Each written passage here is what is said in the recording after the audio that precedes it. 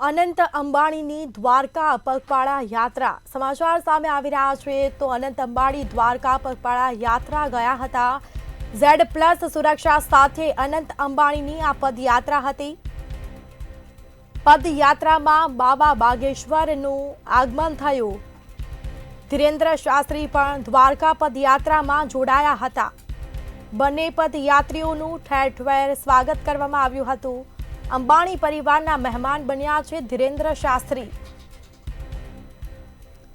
રિલાયન્સના ગ્રીન્સમાં રાત્રિ રોકાણ કર્યું હતું। તેઓએ અનંત અંબાણી સાથે પદયાત્રામાં જોડાયા હતા।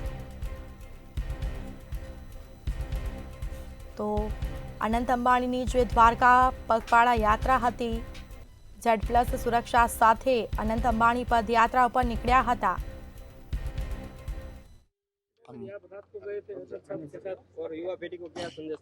बहुत अद्भुत बात ये थी कि आज हम जामनगर पहुंचे प्रातःकाल और एक ऐसा अनूठी परंपरा भक्त भगवान से मिलने के लिए द्वारकाधीश के चरणों में मत्था टेकने के लिए हमारे प्रिय श्री अनंत अंबानी जी, जिनके प्रति हमारा बड़ा मृतत्व भाव है, उनका बड़ा स्नेह ममत्व है और एक अनूठा कार्य वो कर रहे हैं।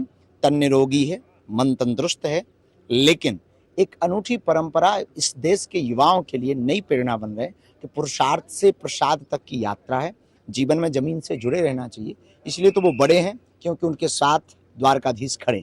आप भी पद यात्रा में साथ थे? बिल्कुल, आज की यात्रा में लगभग 8 किलोमीटर हम पद यात्रा में साथ थे और बहुत आनंद आया, बहुत प्रसन्नता हुई, बहुत अच्छे से इस पद यात्रा में आनंद आया। धन्यवाद।